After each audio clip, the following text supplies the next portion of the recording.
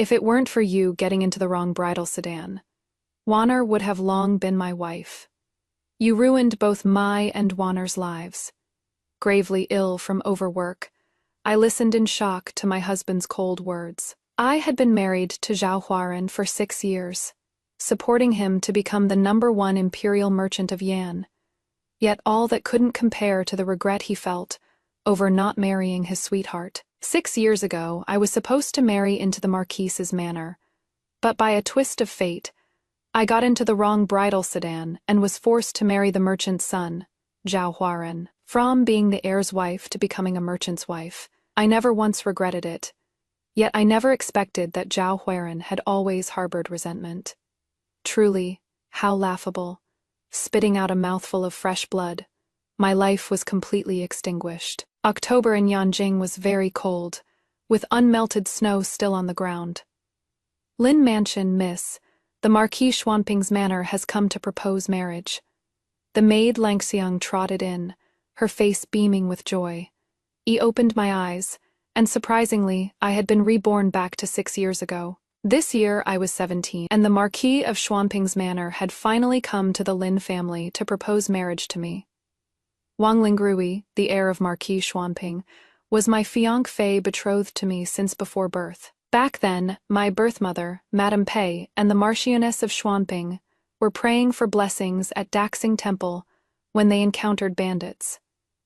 My mother saved the Marchioness's life, and that was how this marriage came to be. Otherwise, with the Lin family being a mere 4th-rank minor official in the Ministry of Revenue, how could a daughter possibly marry up into the Marquise's manor?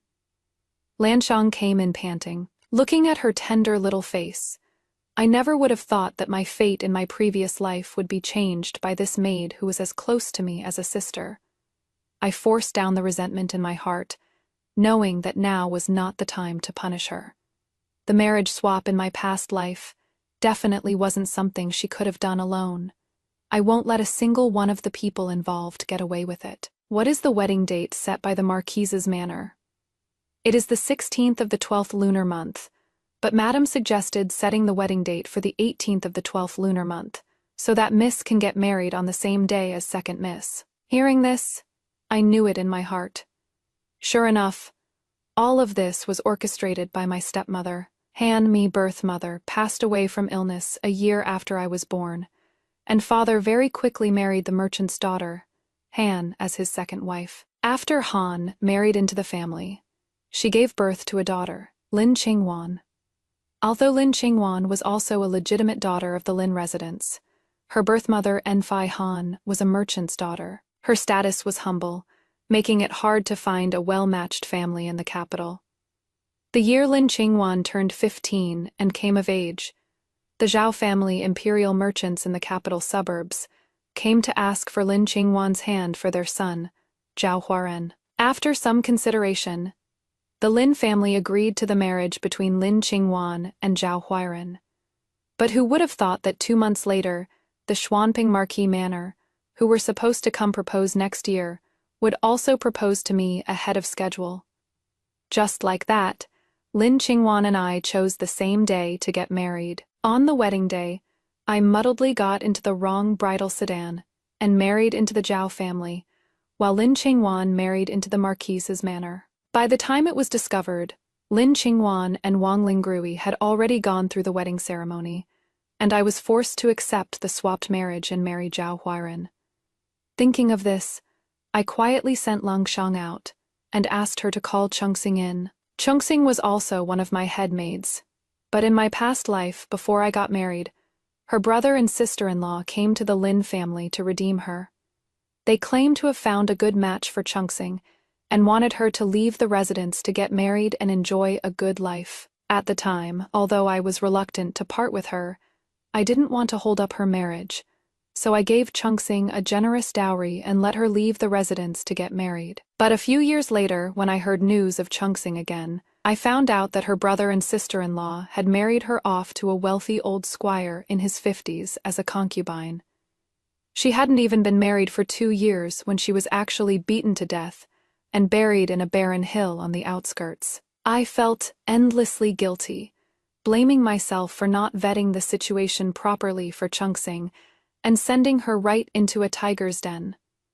This time, I won't let Chungsing be duped by her brother and sister-in-law, and I will make sure they get the punishment they deserve. Before long, Chungsing walked in, holding a plate of walnut crisps.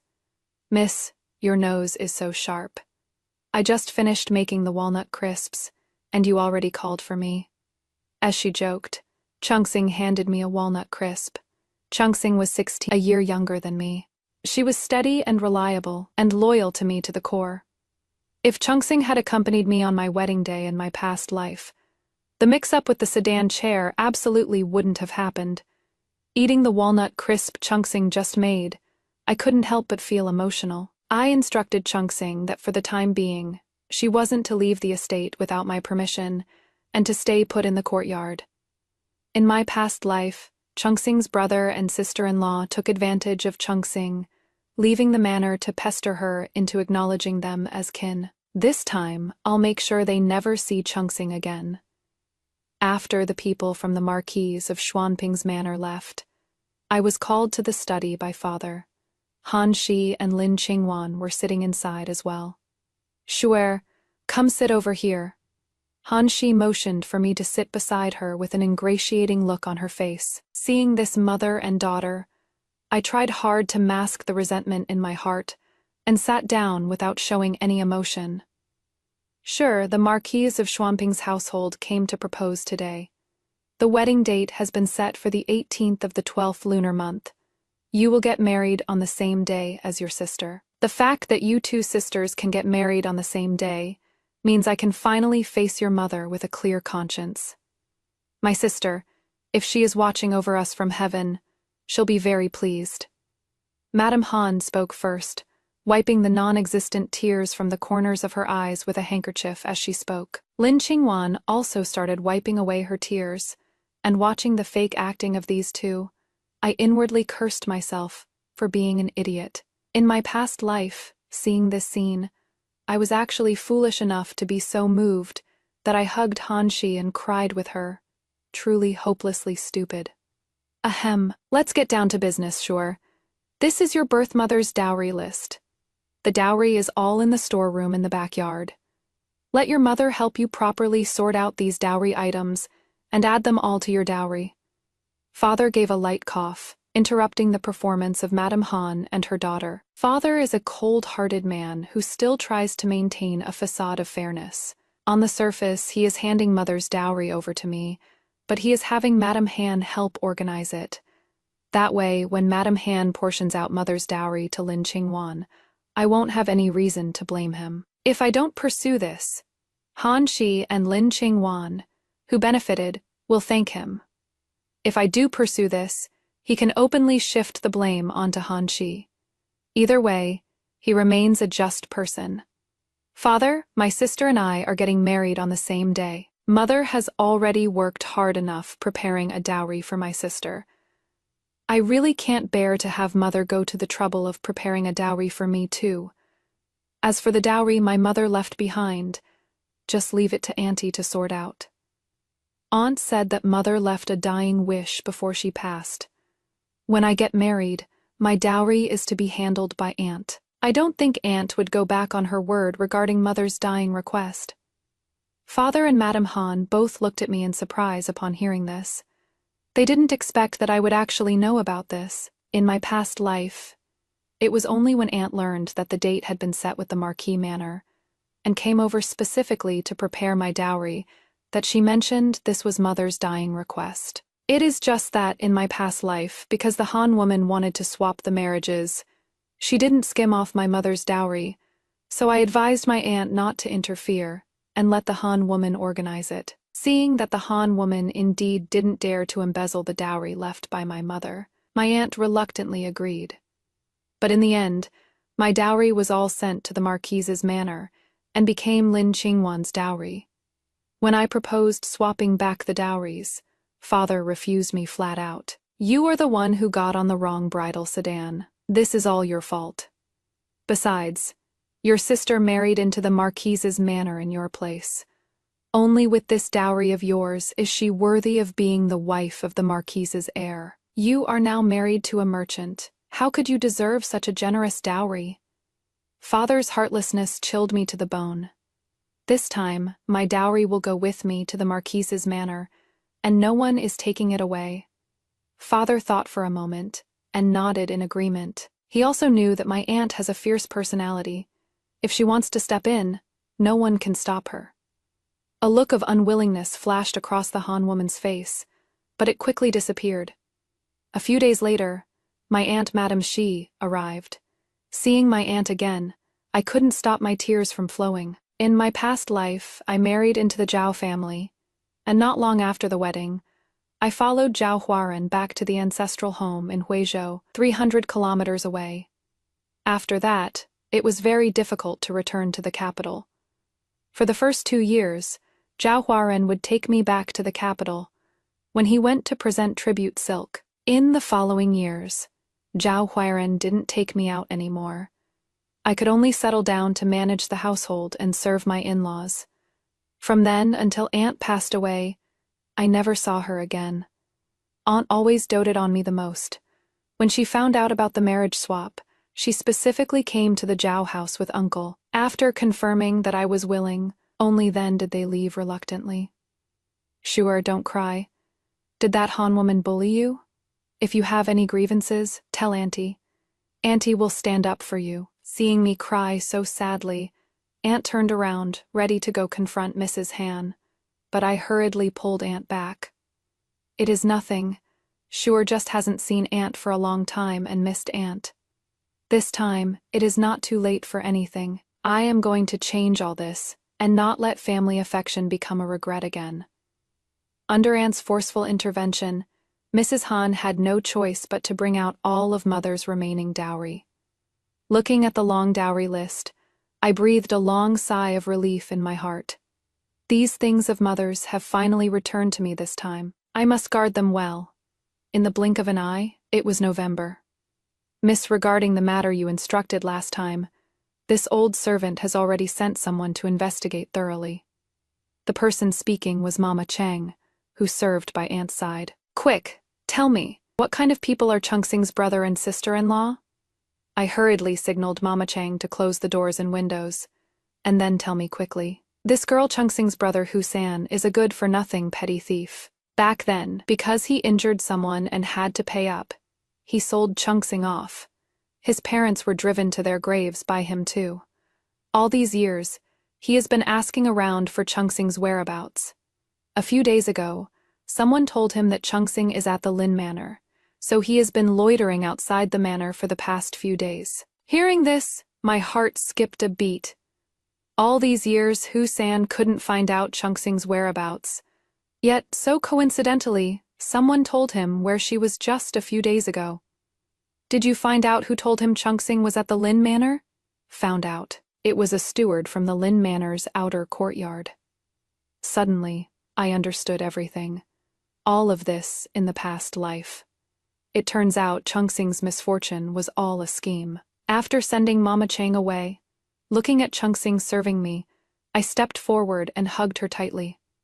Chungsing looked puzzled, but she didn't say a word, just letting me hold her as I sobbed. A few days later, having waited in vain for Chungsing to come out, Husan finally came knocking on the door himself. After getting the message, I invited Husan into the residence and arranged for him to stay in a guest room in the backyard. The guest rooms in the backyard were usually where the stewards from the front yard waited to be summoned. I had placed quite a few small precious items in the parlor as decoration. Husan sat there looking at these valuable things, his hands itching uncontrollably. In the end, Husan didn't get to see Chungsing, but he swiped quite a few things while he was at it and took off. Once Husan had succeeded, I had the steward report it to the authorities, and the officers caught him at his home with the stolen goods. Husan was beaten half to death by the officers and thrown into prison. He won't be getting out for a good few years. I didn't tell Chungsing about this matter. Scum like Husan doesn't deserve to have Chungsing thinking about him. Just let Chungsing assume he is already dead. A few more days passed, and it was almost the 12th lunar month. Just like in the previous life, Hanshi re-embroidered a wedding dress for Lin Qingwan, and the new wedding dress was exactly the same as mine. After my wedding dress was embroidered, no one had seen it yet. Langxiang had been keeping it safe the whole time. I watched in secret as Langxiang sneakily took my wedding dress over to Lin Qingwan's side, letting Lin Qingwan's embroideress copy the embroidery. I didn't expose Langxiang, but instead quietly hid away the new wedding dress I had asked my aunt to buy. During this time, Langxiang always sneakily went out at night to have secret trysts in the garden with a junior steward from the outer courtyard. This man was handsome and literate. Although he was young, he was already a junior steward in the front courtyard. Many maids in the Lin Manor had their hearts set on this man, and Chower from the main kitchen was one of them. This Chower was the daughter of Mama Zhang, who served by Hanshi's side. Since Mama Zhang was Hanshi's personal servant, Chower also threw her weight around among the maids, and no one dared to provoke her. In the previous life, Langxiang followed Li Wangqing to the Marquise's manor. Later, not long after, she returned to the Lin Manor and married the junior steward from the front courtyard. Langxiang, a little maid of average looks, being able to marry this handsome junior steward, it seems this was Hanshi's promise to her. These past few days, using the excuse that I wanted to eat pastries, I had Chower personally deliver them over at night. This time, while Langxiang and the junior steward were having a tryst in the garden, I had Chower go over to deliver some pastries. To get from the main kitchen to my courtyard, you have to pass through the garden. When Chower was heading back, she walked right into a tryst between Langxiang and a junior steward. Chower never expected anyone would dare try to steal her man, so she immediately started tearing into Langxiang. Chower was fierce. Too, she scratched several bloody streaks across Langxiang's face. The commotion quickly alerted Lady Han. When I saw Langxiang's face covered in bloody scratches, I knew she was disfigured. That junior steward certainly won't be marrying her now. I didn't plead for Langxiang, but instead pleaded for Chower, asking Madame Han not to be too harsh on Chower. Mother, although Langxiang is my head maid, she actually dared to commit the shameful act of meeting a man in secret, in the middle of the night. I absolutely dare not plead for her. Please, Mother, punish her severely according to the family rules as a warning to others. As for Chower, please be lenient with her punishment. Mother, if I hadn't been greedy for a late-night snack and asked Chower to bring pastries, she wouldn't have stumbled upon such a filthy business. Chower is a victim, too. Mama Zhang looked at me gratefully, while Mrs. Han's face was gloomy. Mrs. Han was originally waiting for me to plead for Langxiang, so she could give Langxiang a way out and lightly brush this matter aside. Unexpectedly, I didn't leave a shred of sentiment, directly making her punish Langxiang according to the family rules. Madame Han hesitated. Servants were crowded all around, and if she handled things unfairly even once, her reputation for managing the household for years would be questioned. If this got spread around by loose-lipped people, the entire Lin family's reputation would be sneered at by outsiders. She was a second wife to begin with. Subject to gossip, if there were any more bad reputation, she really might get cast aside by father. After hesitating for a long while, Madame Han hardened her heart, had Langxiang beaten 20 times with a staff, and sold her out of the manor. The junior steward was beaten 20 times with a staff and driven to the outer farmstead, while Chower was fined 3 months' monthly allowance. Hearing this, Langxiang went limp on the ground, looking at me pitifully, unable to believe that I actually wouldn't plead for her. Recalling my past life, when Langxiang helped me onto the wrong bridal sedan, betrayed me, and caused my life to be wretched, my gaze turned ice-cold. Langxiang felt chilled to the bone by my gaze, guessing I might know everything, and terrified, started begging Madame Han. Madam, you can't do this to me. I did it for Madam. But before she could go on, Mama Zhang stepped forward and stuffed a rag into her mouth. Soon, Langxiang was pinned onto a bench, letting out wails of pain, until eventually the screaming could no longer be heard. I watched Langxiang take 20 strokes, not knowing if she was dead or alive, and only then returned to my courtyard satisfied. The next day, I heard from Chungsing that Langxiang didn't last until dawn and had breathed her last. Langxiang's death didn't affect the wedding preparations in the manor. In a flash, it was the 18th of the 12th lunar month. The day of the wedding had arrived. Early in the morning, I was woken up to get groomed. Madame Han sent a personal servant, Mama Lee, over to wait on me. "Eldest miss, your hair is done. It is time to change into your wedding dress."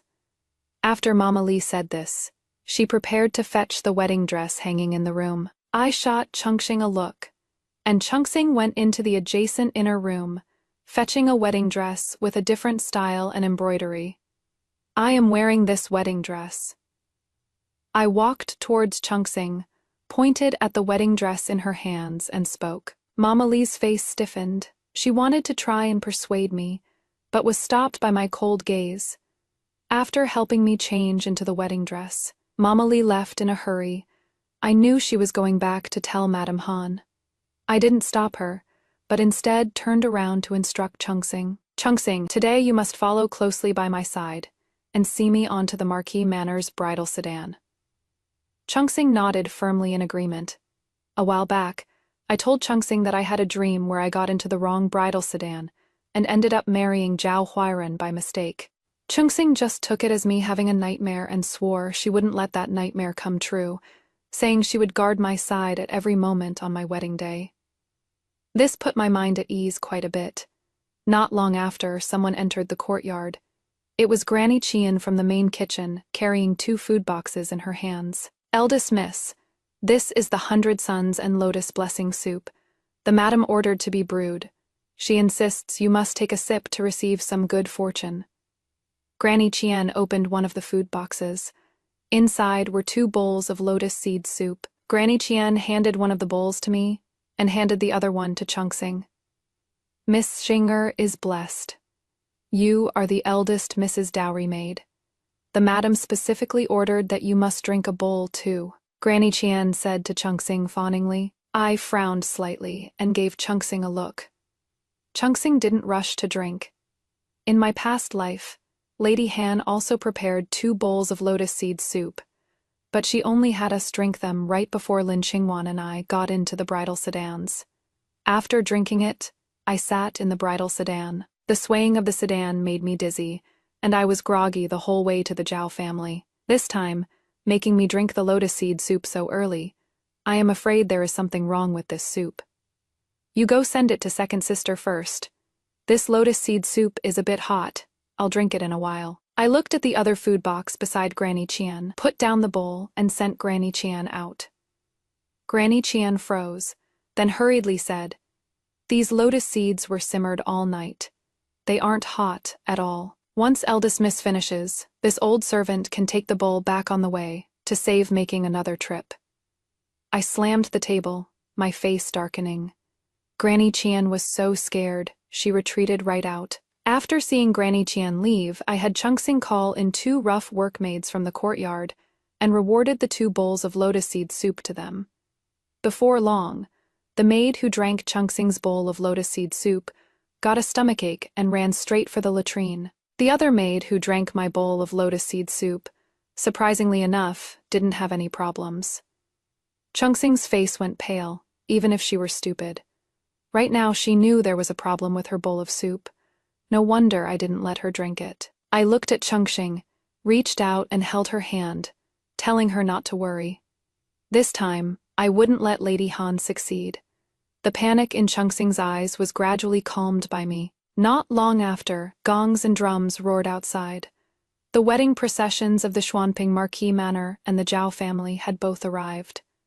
Lin Qingwan and I wore our wedding dresses, held our fans, and went to the main hall to bid farewell to Father and Lady Han. Just like in my past life, the heir Wang Lingru offered tea to Father and Lady Han with me. Father gave me some formulaic advice about aiding my husband and raising children, and Lady Han gave me a white jade bracelet. Then it was time for me to drink a bowl of auspicious departure tea, symbolizing a girl leaving home pure and clean. When the tea was brought over, I picked it up and deliberately only took a small sip.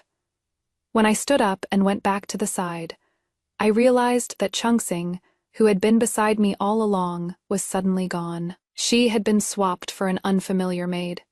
My heart seized up, and I went on high alert. Before long, a wave of dizziness hit my brain. I immediately realized that the tea just now indeed had a problem too. I took out the gold hairpin hidden in my sleeve and gently pricked my thigh. A burst of intense sharp pain made my whole body temporarily alert.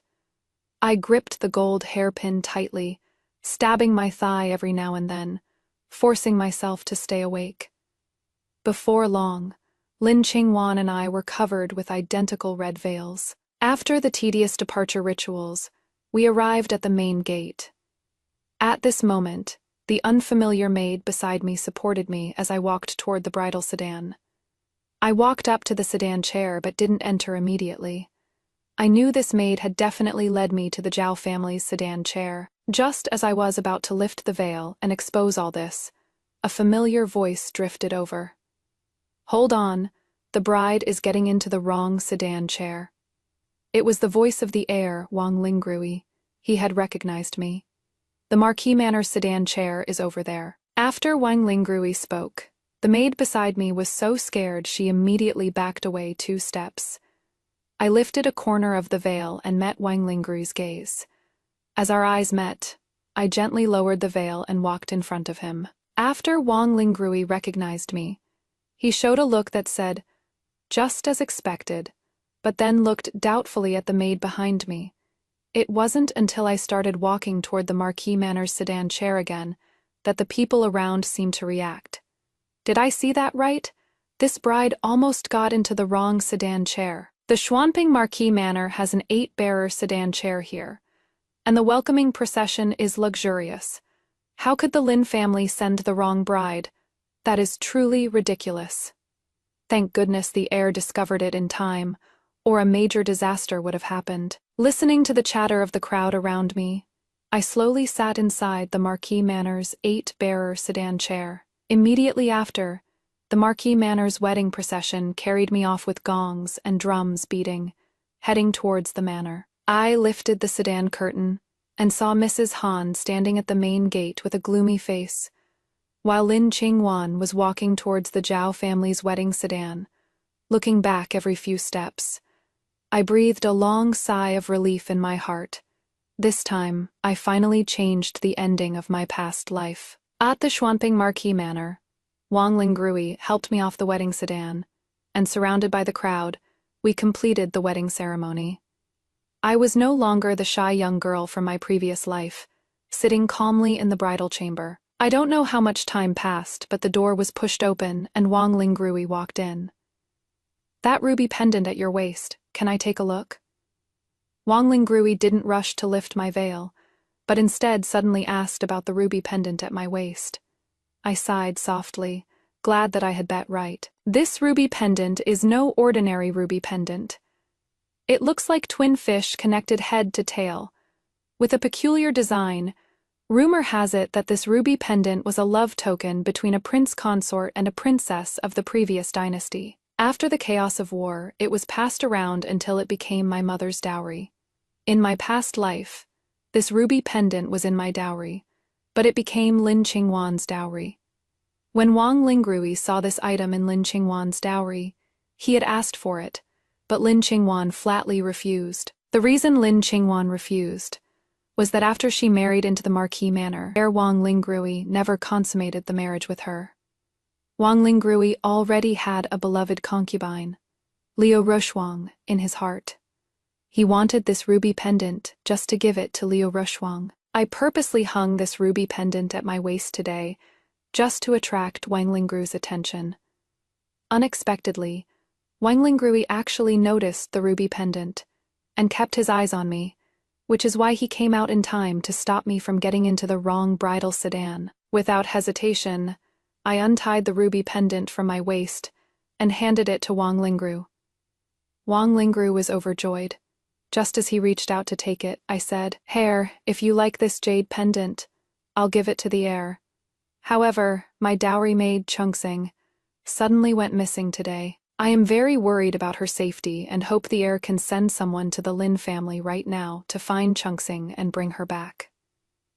This jade pendant is useless to me. Since Wang Lingrui helped me today, I'll give it to him to return the favor. However, I am very worried about Chungsing's safety. Taking this opportunity to make him look for Chungsing should be a trivial matter for him.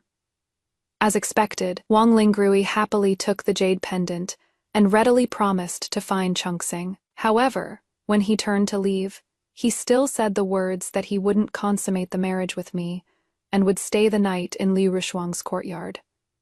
To Wang Lingrui's surprise, I didn't make a big scene, but instead obediently agreed to everything. This made Wang Lingrui feel a tinge of guilt towards me. Not long after, Chungsing was brought to the Marquise's manor. Sure enough, while I was serving tea in the morning, Chungsing was drugged and locked in the woodshed. Seeing that Chungsing was safe and sound, I finally felt at ease. This time, I am going to properly be the heir's wife of the Marquise's manor. In the previous life, after Lin Qingwan married into the Marquise's manor, she found out that Wang Lingrui had a deeply favored concubine named Liu Rushuang. Because Liu Rushuang was already heavily pregnant, the Marquise's household had no choice but to go to the Lin family early to propose marriage, and Liu Rushuang told everyone she met that she would give birth to the Marquise's eldest son. This made Lin Qingwan extremely annoyed, and she targeted Liu Rushuang at every turn. But Lin Qingwan's petty inner court tricks were simply no match for Liu Rushuang, who came from the pleasure quarters. In the 3rd year after Lin Qingwan married into the Marquise's household, she was framed by Liu Rushuang, and the Marquise's household cast her out on the charge of harming the heirs. In the end, it was Zhao Huairan who secretly took Lin Qingwan into the Zhao family's estate on the outskirts of the capital. And just like that, Zhao Huairan and Lin Qingwan started carrying on an illicit affair together. This time I won't fall for Wang Lingrui. I just want to be a proper wife of the heir and enjoy the wealthy life that originally belonged to me. 3 days later, it was the day to return to my maiden home. During these 3 days, my mother-in-law, the Marchioness, was very satisfied with me and rewarded me with quite a few good things. I completely ignored the concubine Liu Rushuang's provocations, serving my in-laws wholeheartedly every day. This not only made Liu Rushuang's petty schemes against me fail, but she also got punished by my mother-in-law. To plead for the concubine, the heir Wang Lingrui agreed to accompany me back to my maiden home. I returned home wearing the exquisite head ornaments bestowed by my mother-in-law, looking dazzling, and Wang Lingrui stared in a trance. When we returned to the Lin family, Lin Qingwan and Zhao Huairan hadn't come back yet. Madame Han looked at my exquisite head ornaments and clothes, her smile extremely forced, her eyes filled with resentment. I took Madame Han's expression all in and sneered in my heart. When Lin Qingwan returns in a bit, there will be a good show to watch. Sure enough, just as we were sitting there drinking tea, a servant ran in. Master Second Miss came back alone. Immediately after, Lin Qingwan came in, weeping. After Madame Han comforted her for a while, Lin Qingwan finally said, "Mother, this Zhao Huairan is nothing but a liar." Even before he came to propose, the Zhao family had already lost their imperial merchant status. Now Zhao Huairan wants to sell the residence in the capital suburbs and take me back to his old home in Huizhou with him. I don't want to leave the capital, and I don't want to leave my parents. Lin Qingwan sobbed out her story with snot and tears running down her face. Madame Han turned pale with shock, having never expected that the Zhao family had actually fallen into ruin. The reason I chose the Zhao family back then was because I had my eye on their status as imperial merchants. Not only were they loaded, but they also had backers in the court. I never expected that in the end, I'd actually get played by the Zhao family. Lin Qingwan cried as she looked pitifully at Wang Lingrui. But Wang Lingrui frowned, his eyes showing not a shred of tenderness. He turned around and told father there was still business at the Marquise's manor, wanting to drag me back there with him. Of course, I didn't go against his wishes. After saying goodbye to father, I followed close behind Wang Lingrui and went out. As I turned to leave, I saw Lin Qingwan looking over with a pair of venomous eyes, seeming to hate me, asking why I wasn't the one who married into the Zhao family. In my past life, I married into the Zhao family, and on our wedding night, Zhao Huairan confessed the Zhao family's situation to me.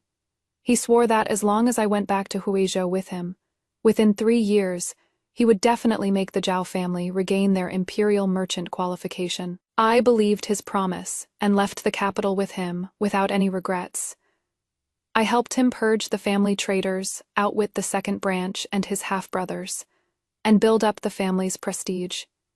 I even personally went to ask my uncle at the Ministry of Revenue for help to connect the Zhao family with the Princess Royal's estate. In 3 years, the Zhao family actually did regain their imperial merchant qualification.